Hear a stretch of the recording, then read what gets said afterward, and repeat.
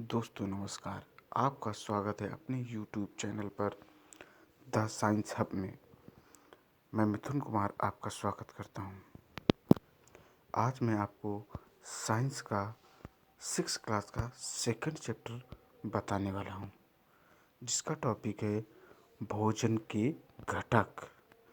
यानी कि हम भोजन जो भी खाते हैं उनमें कौन कौन से हमें पोषक तत्व प्राप्त होते हैं और उन पोषक तत्वों का हमारे शरीर में क्या उपयोग है, या यूँ कहें हमारे शरीर को उनसे क्या लाभ होता है। तो दोस्तों आओ शुरू करते हैं। अगर बात करें हम पिछले चैप्टर की, तो उसमें हमने भोजन के बारे में विभिन्नताएं पढ़ी थी कि किस राज्य में कौन कौन सा भोजन खाया जाता है। तो अब बात करते हैं अपने चैप्टर की, जो कि सेकंड चैप्टर है, भोजन के घटक। शुरू करते हैं। एक प्रकार के भोजन में चपाती, दाल और बैंगन का भरता हो सकता है, तो दूसरे में चावल, सांभर तथा भिंडी हो सकती। इसके अतिरिक्त अन्य भोजन में अप्पम, मछली तथा सब्जियां हो सकती हैं। अब बात करें क्रियाकलाप फर्स्ट की, तो क्रियाकलाप फर्स्ट में दिया गया है। आमतौर पर हम हमारे आहार में अन्न से बना कम से कम एक व्यंजन होता है। दूसरे खाद्य पदार्थों में दाल या मांस का कोई व्यंजन तथा सब्जी हो सकती है। इसमें दही, मट्ठा तथा अचार भी शामिल हो सकते हैं। इस तरह के आहार कुछ आपको बताने वाले हैं। कभी कभी हम अपने भोजन में वस्तुतः इन सभी व्यंजनों को नहीं ले पाते। यदि हम यात्रा में हों तब हम वही खा लेते हैं जो रास्ते में उपलब्ध हो। इसमें से कुछ लोगों के लिए यह संभव नहीं हो पाता है कि इस तरह के विविध व्यंजन हर समय खा सकें। आहार में विभिन्न खाद्य पदार्थों के इस तरह के वितरण का कोई न कोई आधार होना चाहिए। क्या हमारे शरीर का विशेष प्रयोजन के लिए विभिन्न प्रकार के भोजन की आवश्यकता होती है? तो हम आपको टेबल के माध्यम से बताना चाहेंगे। 2.1 में पंजाब, तो पंजाब अन्न का व्यंजन वहाँ पे क्या है? मक्की की रोटी। दाल है, मांस का क्या व्यंजन है? राजमा। सब्जियाँ क्या है? सरसों का साग। अन्य व्यंजन क्या है? दही और घी। बात करें आंध्र प्रदेश की, तो आंध्र प्रदेश में अन्न का भोजन क्या है, या अन्न का व्यंजन क्या है? चावल। दाल मांस का व्यंजन क्या है? अरहर की दाल तथा रसम या चारू। सब्जियों की बात करें तो कुंदरू की सब्जी। अन्न व्यंजन की बात करें मट्ठा, घी, अचार। अब बात करेंगे विभिन्न प्रकार के खाद्य पदार्थों में क्या होता है, यानी कि जो भी हम खाद्य पदार्थ खा रहे हैं उनसे हमें कौन कौन से पोषक तत्व मिलते हैं, किससे हमें कार्बोहाइड्रेट मिलती है, किससे हमें प्रोटीन मिलती है, किससे हमें वसा मिलती है, किससे हमें विटामिन्स मिलते हैं, किससे हमें खनिज और लवण मिलते हैं। तो हम जानते हैं कि प्रत्येक व्यंजन एक या एक से अधिक प्रकार की कच्ची सामग्री से बना होता है, जो हमें पादपों या जंतुओं से मिलते हैं। इस कच्ची सामग्री के संगठक क्या हैं? इस कच्ची सामग्री में हमारे शरीर के लिए कुछ आवश्यक घटक होते हैं। इन घटकों को हम पोषक कहते हैं। हमारे भोजन के मुख्य पोषक क्या हैं? कार्बोहाइड्रेट, प्रोटीन, वसा, विटामिन तथा खनिज लवण हैं। इसके अतिरिक्त हमारे भोजन में रूक्षांश तथा जल भी शामिल है, जिनकी हमारे शरीर की आवश्यकता होती है, या यूँ कहें जो हमारे शरीर के लिए भी बहुत ज़रूरी होते हैं। क्या सभी खाद्य पदार्थों में ये सभी पोषक उपलब्ध होते हैं? कुछ साधारण विधियों से हम यह जान सकते हैं कि कच्ची सामग्री या पके हुए भोजन में कौन सा एक या अधिक पोषक उपस्थित है। कार्बोहाइड्रेट, प्रोटीन तथा वसा के परीक्षण अन्य पोषकों के परीक्षणों की अपेक्षा सरल हैं। इन परीक्षणों को करने के लिए आपको आयोडीन, कॉपर सल्फेट तथा कास्टिक सोडा विलयनों की आवश्यकता होगी। कुछ परख नलियों तथा एक ड्रॉपर की भी आवश्यकता होती है। इन परीक्षणों को पके हुए भोजन तथा कच्ची सामग्री पर करें। इन परीक्षणों से प्राप्त परीक्षणों को सारणी 2.2 में दिखाया गया है, उसके बारे में हम आपको भी बताते हैं। यदि आवश्यक विलयन तत्काल उपलब्ध नहीं है तो आपके अध्यापक निम्न विधि से उन्हें तैयार कर सकते हैं। आइए विभिन्न खाद्य पदार्थों की जांच करके देखें कि किसमें कार्बोहाइड्रेट उपस्थित है। कार्बोहाइड्रेट कई प्रकार के होते हैं। हमारे भोजन में पाए जाने वाले मुख्य कार्बोहाइड्रेट मंड तथा शर्करा के रूप में होते हैं। जो भी हम भोजन करते हैं वह मंड तथा शर्करा के रूप में कार्बोहाइड्रेट हमें मिलता है।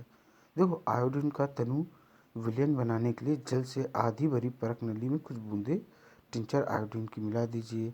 कॉपर सल्फेट विलयन 100 मिलीलीटर जल में 2 ग्राम कॉपर सल्फेट घोलने से बन सकता है।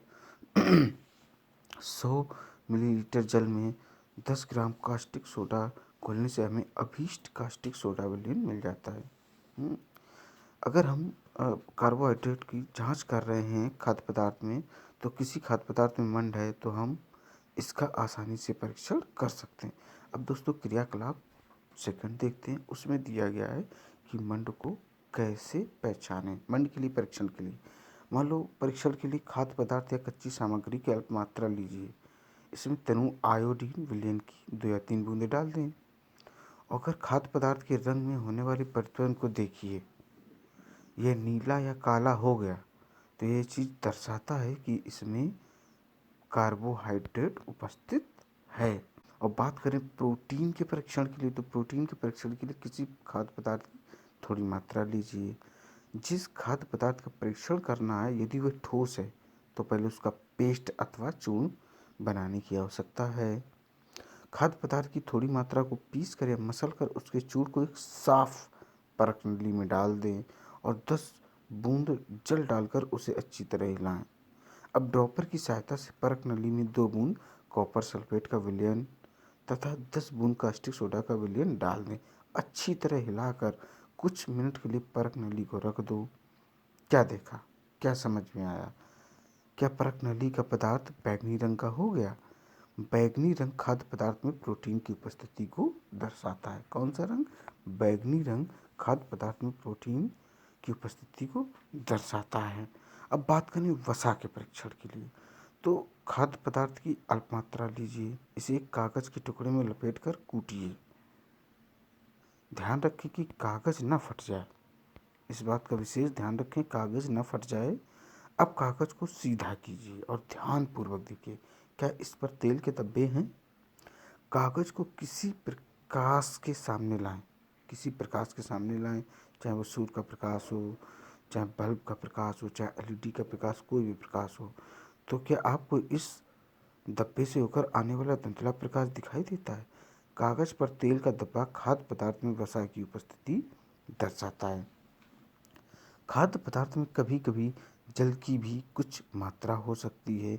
इस दशा में इन पदार्थों को कागज पर धीरे धीरे रगड़िए और कुछ समय के लिए कागज को सुखा दीजिए, ताकि यदि खाद्य पदार्थ से कुछ जल आया हो तो वह सूख जाए।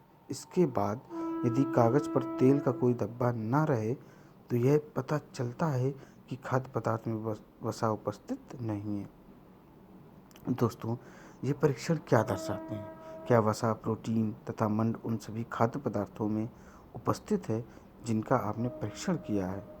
क्या एक खाद्य पदार्थ में एक से अधिक पोषक तत्व उपस्थित होते हैं? क्या आपने कोई ऐसा खाद्य पदार्थ पाया जिसमें इनमें से कोई भी पोषक तत्व उपस्थित ना हो? हमने 3 पोषकों कार्बोहाइड्रेट, प्रोटीन तथा वसा के लिए खाद्य पदार्थों का परीक्षण किया है। अब बात करते हैं विटामिन तथा खनिज लवण जैसे अन्य पोषक भी हमारे विभिन्न खाद्य पदार्थों में उपस्थित रहते हैं। इन सभी पोषकों की हमें क्या आवश्यकता है? अब बात करते हैं विभिन्न पोषक हमारे शरीर के लिए क्या करते हैं। तो इसमें हम पढ़ेंगे कार्बोहाइड्रेट मुख्य रूप से हमारे शरीर को ऊर्जा प्रदान करने का कार्य करता है। वसा से भी ऊर्जा मिलती है। वास्तविकता यह है कि कार्बोहाइड्रेट की तुलना में वसा की समान मात्रा से हमें अधिक ऊर्जा प्राप्त होती है। वसा और कार्बोहाइड्रेट भोजन को ऊर्जा देने वाला भोजन भी कहते हैं। जैसे नीचे आपको हम बताना चाहेंगे की कुछ चित्र दिए गए हैं, कार्बोहाइड्रेट के कुछ स्रोत दिए गए हैं, जैसे बाजरा, चावल, गेहूँ, शकरकंदी, आलू, गन्ना, पपीता, तरबूज, आम, मक्का।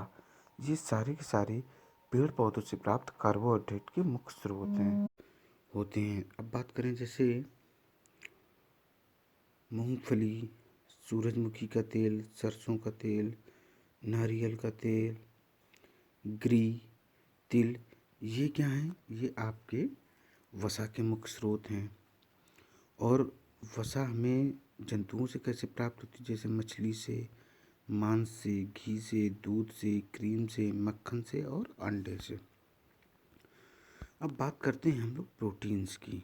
प्रोटीन का क्या रोल हमारे शरीर में होता है? प्रोटीन की आवश्यकता शरीर की वृद्धि तथा स्वस्थ रहने के लिए होती है। प्रोटीन युक्त भोजन को प्रायः शरीरवर्धक भोजन भी कहते हैं। जैसे देखो, प्रोटीन के मुख्य स्रोत पेड़ों से हमें किस रूप में प्रोटीन या पौधों से किस रूप में हमें प्रोटीन प्राप्त होता है? मटर, चना, मूंग, तुअर दाल, राजमा, सोयाबीन इत्यादि। और जंतुओं से हमें किस रूप में प्रोटीन प्राप्त होता है? पनीर, मछली, मांस, दूध, अंडे। अब विटामिन रोगों से बात करें तो विटामिन रोगों से हमारे शरीर की रक्षा करते हैं। विटामिन जो होते हैं वो रोगों से हमारे शरीर की रक्षा करते हैं। विटामिन हमारी आँख, अस्थियों, दांत और मसूड़ों को स्वस्थ रखने में भी सहायता करते हैं। विटामिन कई प्रकार के होते हैं, जैसे vitamin A, vitamin B, vitamin C, vitamin D, vitamin E तथा विटामिन के नाम से भी जाना जाता है। विटामिनों के एक समूह को विटामिन बी कॉम्प्लेक्स भी कहते हैं। हमारे शरीर को सभी प्रकार के विटामिनों की अल्प मात्रा में आवश्यकता होती है। जैसे विटामिन ए हमारी त्वचा तथा आँखों को स्वस्थ रखता है। विटामिन सी बहुत से रोगों से लड़ने में हमारी मदद करता है। विटामिन डी हमारी अस्थियों और दांतों के लिए कैल्शियम का उपयोग करने में हमारे शरीर की सहायता करता है। हमारे शरीर को जल एवं खनिज लवणों की क्या आवश्यकता होती है? या यूँ कहे, हमारे शरीर को खनिज लवणों की आवश्यकता अल्प मात्रा में होती है। शरीर के उचित विकास तथा अच्छे स्वास्थ्य के लिए प्रत्येक खनिज लवण आवश्यक हैं। विभिन्न खनिज लवणों के कुछ स्रोत आपको दिए गए हैं चित्रों में। वो चित्र हम आपको दिखाते हैं और बताते हैं। जैसा कि आप लोग देख रहे हैं, जैसे आयोडीन के कुछ स्रोत। आयोडीन हमें कहाँ से प्राप्त होता है? पालक से प्राप्त होता है, अदरक से, फिश से, इन सब चीज़ों से हमें प्राप्त होता है। अब जैसे बात करें फास्फोरस, फास्फोरस हमें कहाँ से मिलता है? दूध से, हरी मिर्च से, चावल से, तुअर दाल से, केले से इत्यादि से हमें फास्फोरस प्राप्त होता है। अब जैसे हम बात करें लोहे या लौह तत्व हमें कहाँ से प्राप्त होता है?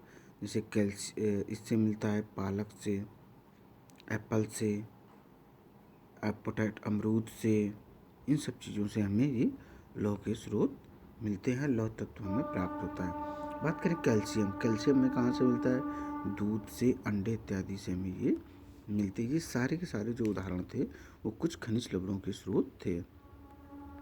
हम आपको बताना चाहेंगे, जैसे हम लोगों ने पढ़ा है, जैसे कार्बोहाइड्रेट की मात्रा दूसरे पोषकों से चावल में अधिक होती है। इस आधार पर हम कह सकते हैं कि चावल कार्बोहाइड्रेट समृद्ध भोजन है। इन पोषकों के अलावा हमारे शरीर को आहारी रेशों तथा जल की भी आवश्यकता होती है। आहारी रेशे रूक्षांश के नाम से भी जाने जाते हैं। हमारे खाने में रूक्षांश की पूर्ति मुख्यतः पादप उत्पादों से होती है। रूक्षांश के मुख्य स्रोत साबुत खाद्यान्न, दाल, आलू, ताजे फल और सब्जियां हैं। रूक्षांश हमारे शरीर को कोई पोषक प्रदान नहीं करते हैं, फिर भी यह हमारे भोजन का आवश्यक अवयव है और इसका आयतन बढ़ा देते हैं। रूक्षांश बिना पचे भोजन को बाहर निकालने में हमारे शरीर की सहायता करता है। जल भोजन में उपस्थित पोषकों को अवशोषित करने में हमारे शरीर की सहायता करता है। यह कुछ अपशिष्ट पदार्थों जैसे कि मूत्र तथा पसीने को शरीर से बाहर निकालने में सहायता करता है। सामान्यतः हमारे शरीर को जितने जल की आवश्यकता होती है वह हमें उन वस्तुओं से प्राप्त होता है जिन्हें हम द्रव रूप में लेते हैं, जैसे कि जल, दूध और चाय इत्यादि। इसके अतिरिक्त हम जो भी भोजन पकाते हैं उसमें भी पानी का प्रयोग किया जाता है। आइए देखें कि क्या कोई अन्य स्रोत हमारे शरीर को जल प्रदान करता है। अब हम क्रियाकलाप तीसरा देखते हैं। क्रियाकलाप 3 में क्या दिया गया है? एक टमाटर अथवा नींबू जैसा कोई फल लें, इसे छोटे छोटे हिस्सों में काट लें। क्या ऐसा करते समय आपके हाथ गीले होते हैं? जब भी आपके घर में किसी फल या सब्जी को काटा, छीला या मसला जाता है, तब ध्यानपूर्वक उसका निरीक्षण करें। क्या ऐसा करते समय आपको किसी ऐसे ताज़े फल या सब्जी के बारे में पता चलता है जिसमें पानी की मात्रा नहीं होती है? हम देखते हैं कई खाद्य पदार्थों में जल होता है। कुछ सीमा तक हमारे शरीर के लिए आवश्यक जल की आपूर्ति या पूर्ति इसी जल से हो जाती है। इसके अतिरिक्त कई खाद्य पदार्थों को पकाते समय हम उसमें जल डाल देते हैं या डाल सकते हैं।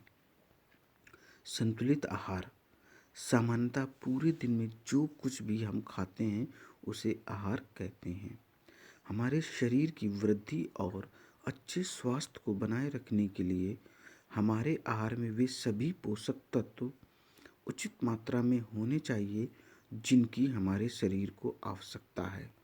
कोई भी पोषक तत्व न आवश्यकता से अधिक हो और ना ही कम। हमारे आहार में पर्याप्त मात्रा में रोगशांस तथा जल भी होना चाहिए। इस प्रकार के आहार को हम संतुलित आहार कहते हैं। क्या आप सोचते हैं कि प्रत्येक आयु वर्ग के लोगों को एक ही प्रकार के आहार की आवश्यकता होती है? क्या आप यह भी सोचते हैं कि हमारा संतुलित आहार हमारे शारीरिक कार्य पर निर्भर करता है? एक सप्ताह की अवधि में आप जो भी खाते हो उसका एक चार्ट तैयार कीजिए। जांच कीजिए कि प्रतिदिन जो भोजन आप करते हैं क्या उसमें सभी पोषक तत्व उपस्थित हैं। दालें, मूंगफली, सोयाबीन, अंकुरित बीज, मूंग या चना, किण्वित भोजन, दक्षिण भारतीय भोजन जैसे इडली, आटे का मिश्रण, मिस्सी रोटी, थेपला अनाज व दालों से बना, केला, पालक, सत्तू, गुड़, उपलब्ध सब्जियां तथा इसी प्रकार के अन्य भोजन कई पोषक उपलब्ध कराते हैं। इसलिए कोई व्यक्ति अल्प व्यय में भी संतुलित आहार खा सकता है या ले सकता है। उचित प्रकार का भोजन करना ही पर्याप्त नहीं है, इसे उचित तरीके से पकाना भी चाहिए ताकि इसके पोषक तत्व नष्ट ना हो। क्या आप जानते हैं कि पकाते समय कुछ पोषक नष्ट हो जाते हैं?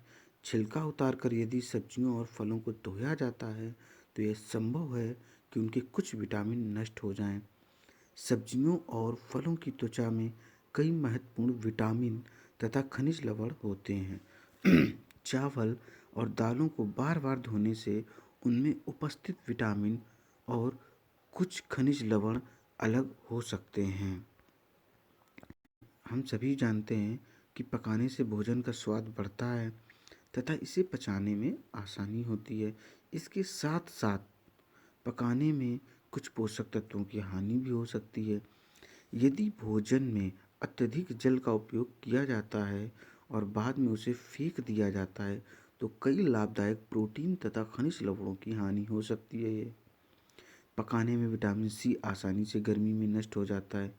क्या यह उचित नहीं होगा कि हम अपने आहार में फल और कच्ची सब्जियों को सम्मिलित करें?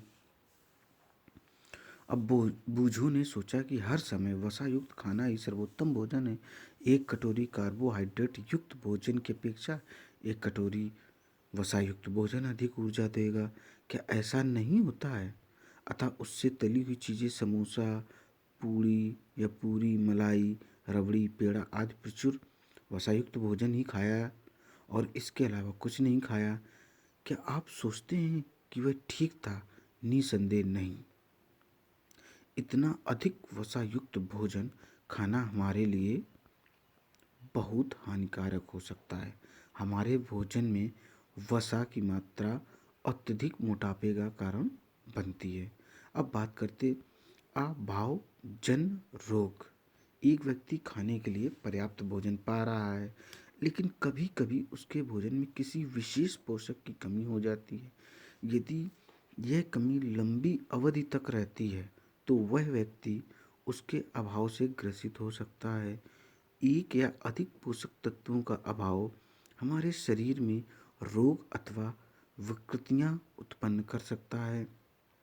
वे रोग जो लंबी अवधि तक पोषकों के अभाव के कारण होते हैं उन्हें अभावजन रोग कहते हैं। यानी कि कोई भी व्यक्ति लगातार एक ही जैसा खाना खा रहा है तो उसके शरीर में किसी न किसी पोषक तत्व की कमी हो जाएगी। यदि कोई व्यक्ति अपने भोजन में पर्याप्त प्रोटीन नहीं ले रहा है तो उसे कुछ रोग हो सकते हैं, जैसे वृद्धि का अवरुद्ध होना, चेहरे पर सूजन, बालों के रंग का उड़ना, त्वचा की बीमारियां और पेचिश आदि। यदि प्रोटीन तथा कार्बोहाइड्रेट दोनों ही किसी व्यक्ति के आहार में एक लंबे समय तक अनुपस्थित रहें तो उसकी वृद्धि पूरी तरह से अवरुद्ध हो जाएगी। ऐसा व्यक्ति बहुत दुबला पतला हो जाएगा। वह इतना दुर्बल हो जाएगा कि चलने में भी असमर्थ होगा। विभिन्न विटामिनों और खनिज लवणों के अभाव से विभिन्न रोग तथा विकृतियां हो सकती हैं।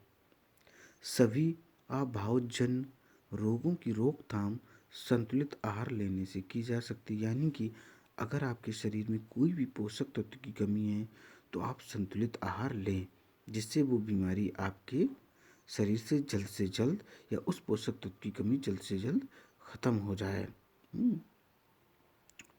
इस अध्याय में हमने स्वयं से यह जानने की कोशिश की है कि विभिन्न क्षेत्रों के भोजन में इतनी अधिक विविधता होते हुए आहार में पोषक तत्वों का वितरण सामान्य है। यह वितरण हमारे भोजन में आवश्यक पोषक तत्वों की उपस्थिति सुनिश्चित करता है। जैसे अब हम आपको एक टेबल दिखाने जा रहे हैं। 2.3 विटामिन और खनिज लवणों के अभाव के कारण होने वाले रोग। बात करें विटामिन ए की तो इसमें क्या होता है, जो आपकी आंखें होती हैं उनकी रोशनी कमज़ोर हो जाती है। क्षीणता, दृष्टिहीनता। और लक्षण क्या होते हैं, कमज़ोर दृष्टि, अंधेरे या रात में कम दिखाई देना, कभी कभी पूरी तरह से दिखाई देना बंद हो जाना। विटामिन B1 की बात करें तो इसकी कमी से बेरी बेरी रोग होता है। और इसके लक्षण क्या होते हैं, दुर्बल पेशियां और काम करने की ऊर्जा में कमी। विटामिन सी की बात करते हैं तो इसकी कमी से स्कर्वी रोग होता है। और इसके लक्षण क्या होते हैं, मसूड़ों से खून निकलना, घाव भरने में अधिक समय का लगना। विटामिन डी की बात करें तो इसमें कौन सा रोग होता है, रिकेट्स, अस्थियों का मुलायम होकर मुड़ जाना, इसका यह लक्षण है। अब कैल्शियम एक खनिज लवण है या मिनरल्स है। कैल्शियम इसकी कमी से कौन सा रोग होता है, अस्थियाँ और दंत क्षय। इसके लक्षण क्या होते हैं, कमज़ोर अस्थियाँ और दंत क्षय, मतलब धीरे धीरे दांत आपके गिरने लगते हैं। अब आयोडीन की बात करें तो इसकी कमी से कौन सा रोग होता है, घेंगा, जिसको इंग्लिश में ग्वाइटर बोलते हैं। इसके लक्षण क्या होते हैं, गर्दन की ग्रंथि का फूल जाना, बच्चों में मानसिक विकलांगता आदि। और बात करें एक आखिरी जो आपका लो पोषक तत्व है, पोषक तत्व कहें या खनिज लवण कहें, इसकी कमी से अरक्तता हो जाती है, जिसके लक्षण हैं कमजोरी, या यूं कहें कि लौ की कमी से धीरे धीरे खून की कमी भी शरीर में होने लगती है। दोस्तों, यह चैप्टर यहीं पर समाप्त होता है, लेकिन इसके कुछ प्रमुख शब्द हैं, जैसे संतुलित आहार। मैंने आपको बताया है कि संतुलित आहार क्या होता है, जिसमें हम सारे के सारे पोषक तत्व लेते हैं। बेरी बेरी रोग जो होता है विटामिन बी की कमी से होता है। और कार्बोहाइड्रेट का मुख्य स्रोत चावल है जो हमें ऊर्जा प्रदान करता है। और ऊर्जा की बात करें तो ऊर्जा वह क्रिया है या वह माध्यम है जिससे हम अपने दैनिक जीवन के कार्य भली भांति कर सकते हैं। वसा की बात करें तो यह हमें भी ऊर्जा प्रदान करता है। खनिज की बात करें तो खनिज लवण पोषक तत्व नहीं होते हैं, बट ये भोजन को पचाने में बहुत अधिक मदद करते हैं। पोषक क्या होता है, पोषक का मतलब होता है कार्बोहाइड्रेट, प्रोटीन्स, वसा, खनिज लवण, विटामिन इत्यादि। प्रोटीन की बात करें तो यह एक शरीर वृद्धि प्रोटीन इसे कह सकते हैं, क्योंकि शरीर की मरम्मत, मेंटेन रखने में और शरीर की वृद्धि में प्रोटीन सहायक होता है। रोगांश की बात करें तो यह हमें ताजे फलों, साबुत दानों से प्राप्त होता है। और जो स्कर्वी है वह विटामिन सी की कमी से होने वाला रोग है। मंड एक शर्करा का रूप है जो हमें ऊर्जा प्रदान करता है। विटामिन मैंने आपको बताया है, विटामिन में ए, बी, सी, डी, ई, के इत्यादि विटामिन आते हैं। अब हम बात करते हैं सारांश की। हमारे भोजन के मुख्य पोषक तत्वों के नाम कार्बोहाइड्रेट, प्रोटीन, वसा, विटामिन तथा खनिज लवण हैं। इनके अतिरिक्त भोजन में आहारी रेशे तथा जल भी होता है। कार्बोहाइड्रेट तथा वसा हमारे शरीर को मुख्य रूप से ऊर्जा प्रदान करते हैं। प्रोटीन तथा खनिज लवण की आवश्यकता हमारे शरीर की वृद्धि तथा अनुरक्षण के लिए होती है। विटामिन हमारे शरीर को रोगों से रक्षा करने में सहायता करते हैं। संतुलित आहार में हमारे शरीर के लिए आवश्यक सभी पोषक तत्वों तथा पर्याप्त रूक्षांश और जल उचित मात्रा में उपस्थित रहते हैं। हमारे आहार में लंबी अवधि तक एक अथवा अधिक पोषक तत्वों की न्यूनता से विशिष्ट रोग अथवा विकार उत्पन्न हो सकते हैं। अब दोस्तों आते हैं अभ्यास प्रश्न। पहला प्रश्न है, हमारे भोजन के मुख्य पोषक तत्वों के नाम। तो मैंने आपको बताया है पोषक तत्व कौन कौन से हैं। कार्बोहाइड्रेट है, प्रोटीन है, वसा है, खनिज लवण है। इसके अतिरिक्त आहारी रेशे तथा जल भी होते हैं। और बात करें कि निम्नलिखित के नाम लिखिए पोषक जो मुख्य रूप से हमारे शरीर को ऊर्जा देता है। तो वह पोषक का नाम बताना है जो हमारे शरीर को ऊर्जा देता है।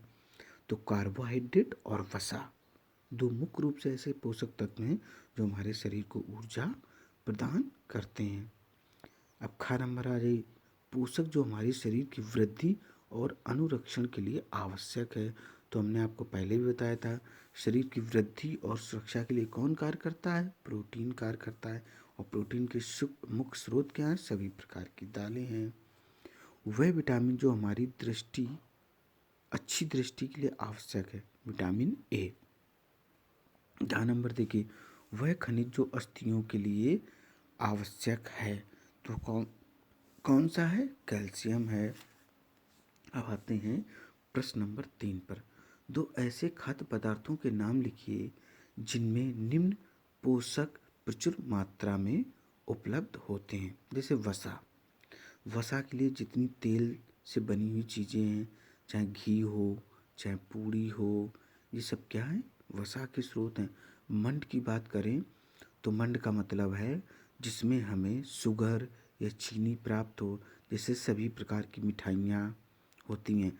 आहारी रेशे की बात करें तो आहारी रेशे का मुख्य स्रोत है साबुत दाने, ये साबुत खाद्यान्न।